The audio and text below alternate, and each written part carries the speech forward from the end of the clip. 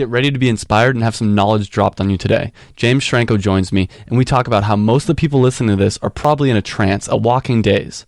Well, maybe not the people listening to this, but I guarantee you if you look around your day-to-day life, most of the people you interact with are in this trance. And we talk about how to break free from the trance, how to really do something interesting with your life, and really do something that you'll be proud of. I actually had to cut over 10 minutes of this episode out due to time constraints, but you can get that extra 10 minutes of audio footage if you want by just going to the website howtodoyour20s.com. That's howtodoyour and then the number 20s.com. Put your email in the top little box there, and I'll send you an email with the extra 10 minutes. It's a lot of really great content. I asked him actually a lot of personal questions about my business, and for those that you don't know, James Schramko has 2 podcasts, and he also does a lot of business consulting. So if you have a business or you're just interested in learning more about James Schramko, I definitely recommend going to the website and signing up for that. I also did an episode completely on my own where I studied as much as I could about how to set goals and how to meet your goals, and I took all the knowledge that I gathered on setting and meeting goals and put it into one big episode. And I'm really proud of this episode. I spent a lot of time trying to perfect it, and you can also get that just by signing up. And when you sign up for the email list, it's totally free. I'll send you both those links, and once again, you can go to howtodoyour20s.com, put your email in the top little box, and I'll send you that. But now let's get into this extremely inspiring episode. Welcome to another episode of the How to Do Your 20s podcast. And in this episode, I'm talking with James from Superfast Business Podcast and the co-host of the Think, Act, Get podcast. James is an innovator in the online marketing world. He's a master of all kinds of different types of marketing and just a great salesman as well. So James, thank you first off for coming on the podcast. I really appreciate it. Love to have a chat about this, especially the topic. It's really interesting. Yeah, and you're a really interesting guy because you started off as a debt collector, then went and became a car salesman, and then eventually got involved in online marketing. And can you tell me a little bit about that path? Yep. So basically from school, I started some study in accounting. I got sick and I had to stop. So I went for a whole year. I did labouring jobs and travelled around Australia. A lot of Australians haven't travelled around Australia. And then started again the next year. And then a year and a half into that, I basically had to go and get a job because my family lost all their money. And the first job that I could find that was reasonable was actually really well described. It was trainee account manager. I thought, account manager, that's good. Debt collection. And that was in a corporate office in the city collecting people's bills who had not paid for car services or things on credit. I did that for 3 months over the telephone, and then I went to a finance company where I did telephone collections, and then I did audits and repossessions out in the field. And then I went into the office and started doing credit, which is highly administrational, and I got a bit bored with that. And then I joined a new tech startup doing telephones, digital telephones, way back in the 90s in Australia. And that was great for a couple of years. It was still another administration job. I was a regional administrator for the whole state. And the next thing after that, I started having kids, so I really needed to make some money. I got this sales role at BMW from scratch. I was 23 years old. And I worked that really well. And after 2 years there, I switched to Mercedes-Benz. And I was there for quite some time. I progressed through sales to sales management to general sales management to general manager. I worked in 3 different Mercedes dealerships in Sydney. And on the side, I started my online business about 10 years ago now. Not quite, but maybe 9 years ago. And built that up for a couple of years until I could step away from my job. So about 7 years ago, I went full-time in my own business, which I've been doing ever since. What was that first online business? Well, it's still the same registered entity. I tried lots of different models, everything from blogging through to direct linking, affiliate marketing. But the thing that made my first $100,000 was affiliate marketing for one product. And eventually I got so specialized with that product that I was able to make information products around that. And so I started selling information products. And then it metamorphosized into doing services for other businesses like building websites and search engine optimization, memberships, and through various iterations. It's still essentially a similar business, but some business models have gotten stronger. Other ones I've dropped off, and I've also built a team around me. Your story is really interesting to me because part of the reason you were so successful in the online world was your time as a debt collector and especially as a salesman. Now, for the average person in their 20s, would you recommend trying to take the route of being an affiliate marketing type of person, having your own business, or would you recommend more on the side of go work for somebody else and learn some skills? I think it's whatever you find. I mean, to put this in perspective, the internet wasn't really around when I started my 20s. Mm-hmm.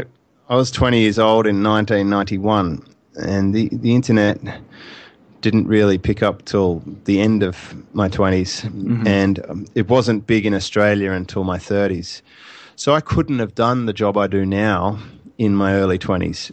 So from one point of view, I might say, well, if you can just start off an online business and skip the whole having to work for dickheads and assholes, mm-hmm. and putting up with all the bureaucratic stuff, maybe I'd just do that. And I would also add a caveat there, that you would want to do it with the support of someone like me who has been there.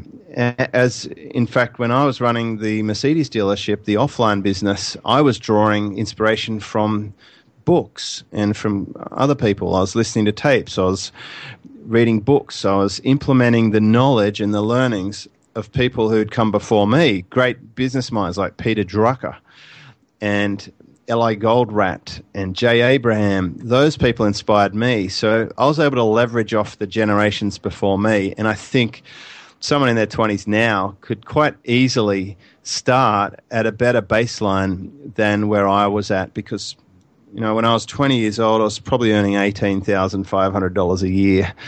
And now I'm helping coach 20-something-year-olds who are making 7 figures a year. So I think that the game's changed, the playing field's changed. And I think it's not mandatory to go and work for someone else, but you'll certainly appreciate the value of a hard day's work.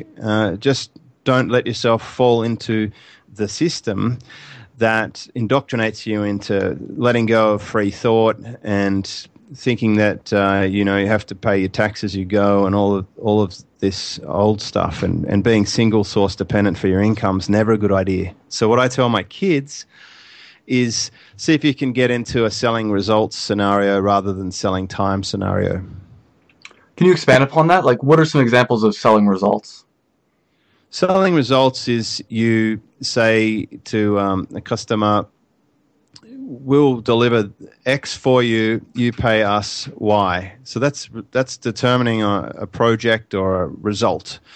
And then they say, yes, that's fine. They give you the money, and then you're free to go and hire whoever you want to deliver, and you can keep a profit margin. So you don't have to sell your time. And the thing that most people do is sell their time in the form of a job. And one of the indicators is if you're not doing it, you don't get paid. And so selling your time, like a taxi driver, they literally have to get in the cab to make the money, or a school teacher, or a factory worker. They turn up, they clock on, they're literally getting paid an hourly wage. So you've decided to trade your time for money. I prefer to trade results for money. Sell a website. Someone pays for a website. They've said, I want this result. I want a website in the design that I've given you. Can you code it? We say yes, and I hire developers to code it, and we deliver the website. But I didn't actually have to do anything in that equation other than create a business, find the customer, and then deliver the results through the support of a team. So I've actually gone and hired other people's time. I completely agree. Part of the reason I quit my job was I felt like I was able to get the same amount of results as a lot of my coworkers in 2 to 3 hours. And I kind of felt like, okay, once I finish that thing, whatever the task is, I don't want to keep working because I'm getting paid the same amount. But then by not working, I'm kind of getting bored. And after a while of just sitting at a job and not doing anything, staring at a screen, it came to the point where I had to quit and I had to go start my own thing. Now, for somebody that, let's say they're at that point where they're ready to quit their job, what exactly would you recommend them getting into? You talk about selling results. So would you say try to build websites for people, or is there other things you'd recommend? Well, I think it's going to depend on the person. It could be anything. Someone might be interested in training horses, or they might be a professional athlete. There's lots of different fields. So I'm not suggesting that everyone comes and does exactly what I do, but I've arrived at the business model that I enjoy, which is predominantly coaching other business owners, because I've got all that skill and IP on that from putting in a few decades of groundwork. Not everyone can just do that. So I would suggest you start with things that you feel naturally good at, that you have a high ability in, and that you enjoy or could sustain for a while. And one of the indicators of how long you could sustain something is, what magazines do you read? What do you actually pay for? Because if you buy things willingly rather than getting paid to do something, then that's a good starting point. So if you're a very keen photographer and you love buying equipment and just taking arty pictures, there's a good chance you could have a photography-related interest or business. That's true. I know that was something that you used in your story. I know you were really into cars, so you figured, hey, I like cars, I can go sell them. And I think that can apply to a lot of different things in life, actually. Well, I was using some IP that I already had. I already knew about camshafts and Gaibo couplings and differentials and how the cars worked and who made them and all the brands. So I was harnessing existing intellectual property, and I was able to then only have to focus on learning how to be a salesperson rather than have to learn how to be a salesperson and learn the product and figure out a whole new industry. So if you can leverage existing knowledge, that's really good. And it's one of the best lessons I got taught as probably a 20-year-old by my uncle. He said, invest in the bit between your ears. If you can really get your brain leveraged up, that's a portable asset. So no matter where you go or who you work for, that's just a continually growing asset. And what will happen is, if you can learn more and apply more using your brain, you'll actually be able to attract a higher rate for, people want to pay you more to hire you. People offer you better deals. Eventually you can go into your own business if you feel comfortable with that. So that's what I did, and I invested more time developing my knowledge than most of my peers. Most adults never even read a book. I actually remember reading a sales book on the doorstep of the dealership in my first sales role, like the second week. And the other salesman arrived late. They had the key and I didn't in the second week. I had it by about the third week because I was proven to be able to turn up before everyone else. And one guy looked at me and he goes, "What are you reading that shit for? It'll rot your mind." And I just thought, wow, that's a very negative outlook. And I remember going back there about 3 years later. I had to go and pick up a check for a customer who'd used the finance agency there. And that month I'd made a commission of about $16,500. And the average commission that this other guy was making was probably about $2,000. And I just mentioned, that book, it was really worthwhile. And also I'd already been the number one salesperson for BMW in the whole of Australia, and also the number one Mercedes-Benz salesperson in the whole of Australia by that stage. So I've always had a direct correlation between taking in knowledge, applying it, getting a result, and then leveraging and capitalizing on that win. And that's something really important if you take on any frontline role. Any role such as selling direct to the public or being an entrepreneur requires you to have more courage and to face fears. And if you can bank those little wins as a confidence into your self-esteem account, then you're going to be prepared to take some of the heavy blows that come. I really like what you said there about investing in the space between your ears. And one of my goals for this year is to kind of treat my personal life as a business and reinvest a lot of that money in myself. And obviously a good way to do that is reading books. What are some other good ways to reinvest in the space between your ears? I prefer reading books. I think there's no better return on investment than a Kindle book, because you can consume it in mere hours, and it's a very low investment price. and the knowledge. Someone's gone to great effort to construct this thing and put forward their point of view. So it's a great way to do it. Other things you can do, you can attend live events. There's something about the communication and relationship building of community at events, especially the right events, which is the reason I run an event once a year, is to bring my community together. Something really magical happens at those events because you've got 150 other people or 200 other people who are doing the same thing you do. So that camaraderie and the support of the peer group, and your peer group, probably especially in your 20s, is a real determinant as to where you're going to go. If all your mates sit around smoking pot all day, there's a good chance you're going to sit around and smoke pot all day.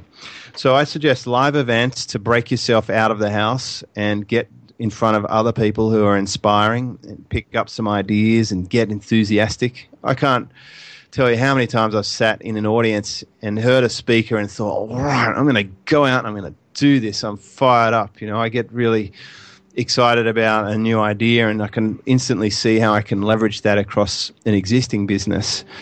So, going to a live event was really one of the huge things that shook me out of having a job. That was a definite turning point. So books, live events, obviously podcasts can be useful for listening to good people talk about good things if you're tuned into it. And then I also encourage you to try a creative pursuit that mightn't necessarily be monetizable, but really inspires you. And for me, that would be consuming information around surfing, for example. It's an absolute passion of mine, and I feel excited about it. I want to consume it, and I find I'm having a mental break from the work side of things when I'm just completely enjoying something that I don't have to monetize or think about. It's just a pure passion. So it's important to give yourself fun. I like watching movies as well. So it's okay to consume non-core business things, because even a movie is going to take you through a story. You're going to get the typical monomyth story. You're going to see how they interpret it. What choices did they make to tell the story? What angles did they use? How was their wardrobe? What sets? How much logistics is involved in this? I really enjoy looking at non-business topics to see how they are constructed and to see what I can learn from that. Another one that I really like, and I know you're a big fan of, is Masterminds. And a lot of the audience probably isn't really familiar with Masterminds. Can you talk a little bit about why Masterminds are important? Well, it's an old concept from Think and Grow Rich, the principle of the mastermind. In the old days, the mastermind was basically a rich guy pays people to hang out with him and all think about his idea at once. That's the traditional mastermind. It's been contorted a bit. Now some people call a mastermind where there's a group of equals coming together and they take turns solving each person's problem. And then there's other ones which are a hybrid, which is kind of more like the one that I run. I'm more of a fan of running them than participating in them. I think a lot of free masterminds suck because they're not invested in it. Mm-hmm. So you get a pretty low caliber of person, and almost always people won't show up. They don't have that commitment or the bond or the there's no penalty for not coming. I like the paid ones the most. It's really good to leverage contacts because you have a filter of money. So people who come into a mastermind and invest to come in are motivated and they want to get a return on investment.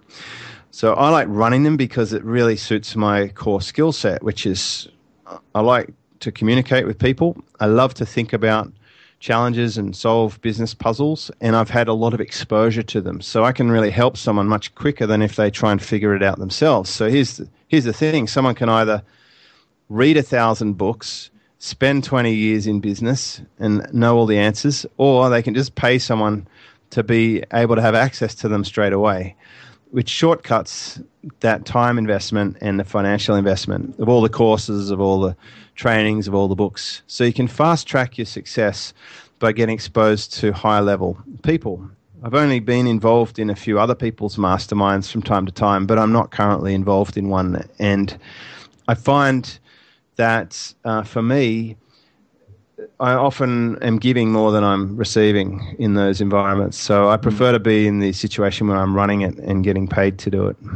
Absolutely. And one of your quotes that I also really liked, and I'm paraphrasing here, but basically is that people need to kind of step up and out of thinking patterns that have been imprinted on them and kind of do something bigger with your life. What do you mean by that exactly?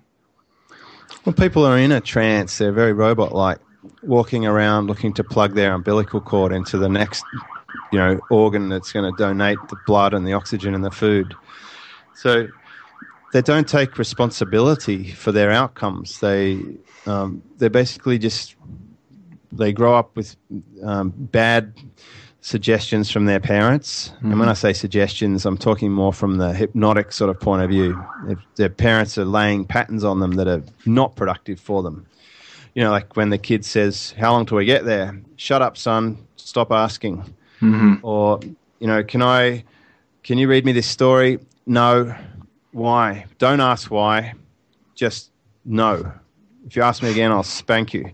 Yeah, so they're encouraging people to shut down, to not be inquisitive, to not ask questions, to not get the answers. So eventually people just give up and they go to school. And school's great. You get told to obey instructions and to regurgitate test results. And then of course, you've got to go to university so you can have a great education so that you can get a good job. And then you get a good job and you get to slave away on a 9-to-5 basis, probably 6 days a week these days. People work more than ever, mm-hmm. to get paid by one person who, if they don't like you, who could sack you, and put everything at risk. And of course, you have to have a mortgage and a fancy car and nice clothes and hock yourself to the hill. And there's no choice involved in that, and there's lashings of compromise. They're so compromised because you can't move, you can't breathe. And I've been there. I've had mortgages and a wage, and I didn't like my employer for a while there, and I was on a high salary, and I couldn't afford to just go and get another job just like that. And I really felt that I could lose everything and lose face in that pride suffering of especially in front of my kids, who I felt responsible to raise. And I've been providing for since I was born. And you're stuck with kids for a long time, at least 20 years these days. Yeah. So it's a huge commitment and responsibility. But I discovered there is another way, and that is to start thinking about what do you actually want, and alternative ways to do things. You don't always have to buy things or be mortgaged to the hilt. I much prefer now to be able to create a business that helps a lot of people. They're happy to pay me to be helped because they've got big problems that I can solve.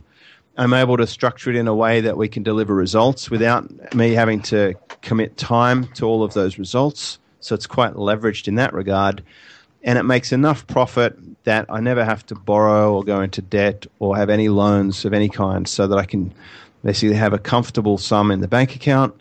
I can sleep well at night, and I can control my own schedule and really only work on the projects that fulfill me and that I'm interested in. Yeah, I think that's even more true, once again, for the audience in their 20s, because they don't have that idea of, I got to provide for these kids. I have a mortgage to pay usually. There's almost no reason not to jump on something that you're really passionate about and try to do it. Well, it's different for everyone, because in my 20s, by the age of 24, I had my first kid, and by the age of 30, I was, I think, 3 kids down. So, I basically had a very burdensome 20s. From pretty much from when I was 23 and married to 24 with the first kid, it was basically all in for the next 20 years. You're right. There's people out there that have a very different path in life, and not all the stuff I talk about here is necessarily applicable, but something that is that I like of yours is success in short periods of time. And I've heard you multiple times talk about how to take whatever your goals are, maybe your year-long goal, and try to see if you can do that in a month or less. And do you have any advice for people that have a goal that they're putting off 2 years because they're kind of too scared to bring it up, to help them get out of that mindset and shift into being able to take action right away and do something big? Yeah, basically they've got a flawed system anyway. If they're setting 1 or 2 year goals, it's probably not the right system. So I would say, listen, if you're talking about something in a year or two from now, it's so far away, you're not going to take any action. It's some other time. We tend to just defer it. So if you shorten deadlines, that forces a bit of conflict or tension, and then it has to be resolved. Like you'll know in a month if you're just kidding yourself or not. So it's all about honesty to yourself. How honest are you really to yourself? What do you actually want? What result do you want? And why is that so important to you? Because only then will you get off your butt and do it. So if you take my example, if I'm 23 and I know there's a kid coming and I'm not earning enough to pay for 3 people, then my reason why I have to do it's pretty strong. So there's really no escaping that deadline. It's coming. There's nothing I can do about it except for get off my backside and go and get a job that pays more. And that's what forced it. That was an external motivator. Now that I'm in a different situation, I'm a lot more internally motivated because I've got cash reserves and free time. Now if I do something, it's because I want to do it. I'm internally motivated to do it, and I get excited about it. So my why is very strong. So I spend a bit of time thinking about what do I actually want? And a lot of people in my peer group in their 40s are obsessed with huge sales turnovers or having business success, etc. But for them, that might mean working 14 hours a day, 6 days a week, never seeing their family, and going into some office with all other strangers every day, and they're actually not that free or comfortable compared to other people who have chosen something that's more balanced or more lifestyle oriented. So you've got to really think about why you want something, and I would suggest think about what would you like to have in 5 or 10 years from now. Do you want to have a big mortgage? Would you like to be cashed out? Do you want to live in the same country? Do you feel that you might have a relationship or kids? Just sort of think about down the track and then step back to where you are now and think what would be sort of moving in that general direction, and then set a short time frame. So the analogy is, what station or platform would I like the train to end up at? When I'm there, I'll be happy. I can get out and say, this is it. I'm happy with that. And then walk back down the track and say, right, well, what's the next station? So as soon as we just go one station, we know we're making progress. And it's like when you go to London and you get on the tube, you really check the next station carefully to make sure you didn't get on the wrong train. Once you know you're on the right station, then you know all the other ones can play out, and you'll eventually reach your destination. Very true. And I kind of want to shift gears here a little bit and talk a little bit about online business. And I have an online business, and that's currently how I'm getting a lot of all my income, I should say. And you talk a lot about the lifetime value of a customer and how you really have to appreciate that. Can you dive in a little bit about how to get value from your current customers? Well, really, it's just, you could also call it farming, but think about it like you're a farmer with a great crop, like a vineyard, and you can repeatedly grow grapes and harvest them for wine and just keep doing it. And that's the way I like to do business. I think it's a bit easier if you've got the same crop to tend and you get used to the process and you have good refining skills and you get it all wired in, and you can sell the wine and you can keep producing. The other type of approach is the hunter approach, and this is where you have some of the business models that are really aggressive, like direct linking, CPA marketing, where you've got to go out and catch every day or you starve. And you could do a bit of both. You could hunt and farm, but I really do like to have a long-term customer because it's great having a relationship with the same people. It's especially great when they keep paying you to solve a recurring problem. So that was a big shifting point for me in my business when I set up as much recurring as possible, because you sell once and then you focus on serving and delivering. And if you were to take the hunting approach, you've always got to find the new kill, which means massive compromise, which means, risk and stress and ebbs and flows. And it's like the starving artist type thing. They get a Broadway gig, they've got some money, and then next thing they got no jobs and they're skint and borrowing off friends. And that's no way to live. And do you do this through email marketing or just generally giving them a valuable product and knowing that they're going to come back because they got so much value out of it? Well, I like to set my products up that are literally recurring billing. So they join a recurring subscription. And subscription models are very common. People just maybe not recognizing what they are. One example for a lot of people is their internet service provider, probably paying a recurring subscription to have internet connection. They pay every month because they want to be connected to the internet. They stop paying, the internet stops. So it's a real no-brainer. And that's called a tollway stock, or basically something that people have to pay to keep enjoying. And the reason they won't stop is because of the pain of disconnect. It's hurtful if they stop using the service. They just want to be connected. So I look to create services and products that people really want to continue to use. And by focusing on that, it means I don't have to really worry about salespeople or hardcore marketing or direct response offers or paid traffic so much. Now I can just get about delivering good service and gently adding members and customers to the machine through primarily the marketing channel of blogging combined with my email list. I kind of want to move into procrastination. And I know you did a whole episode about this on the Think, Act, Get podcast. And one story I found that was really interesting that I heard you talk about was when you were a debt collector, and you were talking about how people would always bring out the money once not always, but most often when the car was up on the tow truck. So what's your advice for overcoming procrastination? Well, procrastination is really just a mismatch between your desire to do something and your willingness to do it. So, that's why your why has to be very strong. You're not going to procrastinate things that you really want to do. Like on Christmas Day, we tend not to procrastinate running out to the tree and opening the presents because we really want to do it. We're excited about it. We're motivated to do it.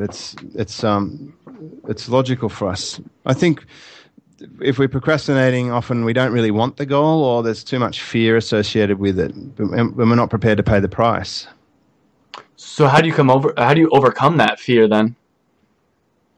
Well, figure out what you're procrastinating on and then decide if you really have your heart in it or not. And if you're honest with yourself, it comes back to this self-honesty. You'll say, you know what, I'm never going to do this. I should just cross it off. It's not going to happen. And I try not to ever set myself an objective or a task when I know in the heart of hearts that I'm never going to do it. I'm just honest about it. A simple way to overcome procrastination is to schedule things and to work on very, very difficult things early in the morning when you've got full reserves of willpower, and to try and eliminate all possible things that you have to do in the first place is obviously a good one, and schedule things so that they get done. But build this idea that, you know what, you just got to do stuff. So I just got back from overseas, and even though I was feeling a little bit jet lagged, I just grabbed my affiliate checks that had piled up since I'd been away and went down to the bank and I banked them.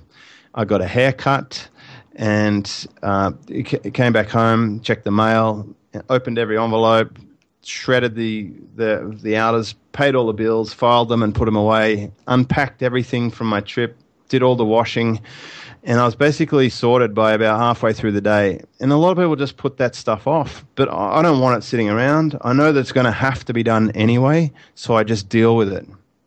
That kind of also leads into the next topic, which is success. And do you happen to have a favorite book that you'd recommend for learning how to form habits that will make you more successful? I'd probably say read Willpower. Rediscovering Your Greatest Strength is a good starting point to understand how you work.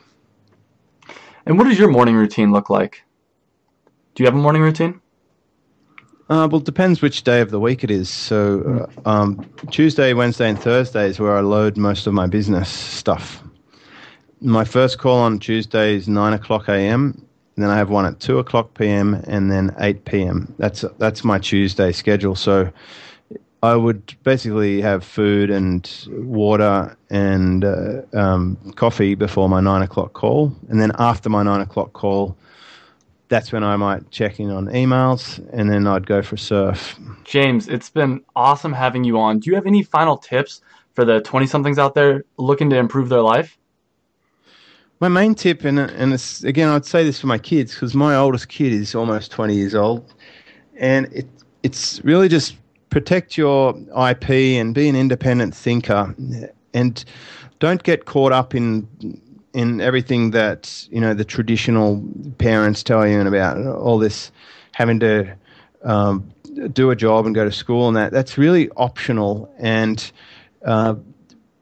just also think about the long-term consequences of your choices. A lot of 20-year-olds do some really dumb things, especially on Facebook and social media. They don't have yet... see, at 20, you think you know everything, and then at 30, you realize you knew nothing. And then when you get to 40, you realize you're an idiot at 30. So the older you get, the wiser you get. At 20, you've just got to factor in that you're still quite naive and immature, and don't make life mission critical decisions unless you're really serious about it. And don't take everything so seriously. Just enjoy that period. It's also the time where you can really hit your mark. But between 20 and 30 is where you can make a name for yourself. I went from 20s and on 18,500 a year to 30, making 235 grand a year, and, you know, achieving some tremendous career success by applying myself, partly because of this external motivator. But you can do a lot in your 20s. You've got boundless energy. You don't stack on weight. You can bounce back from a big night out. Your brain's working well. Your eyes are functioning fantastically.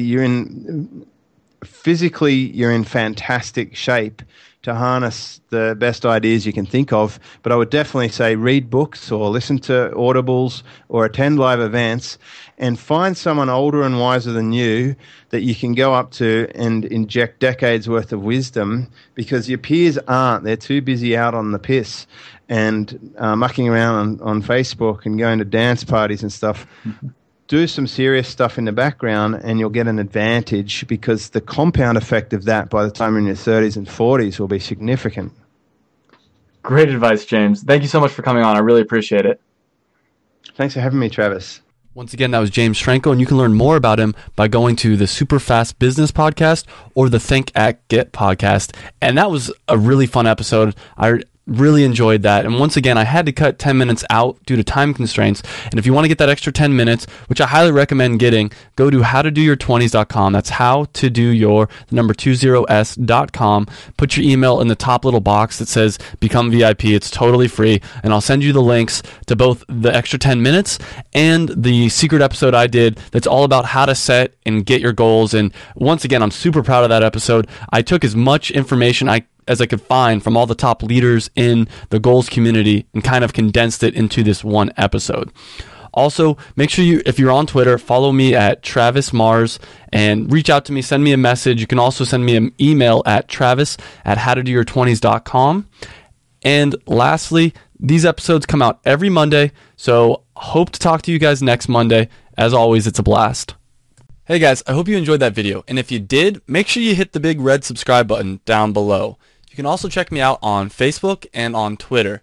And I release a new video every Monday. And by hitting that subscribe button, you'll get those new videos every Monday. And this is really a podcast. It's also a website. You can check out the website. It's howtodoyour20s.com. I'll put a link right over here as well. And what it's all about is trying to improve your life. And we specifically focus on things that people in their 20s are interested in. So make sure you like the video if you liked it. Subscribe.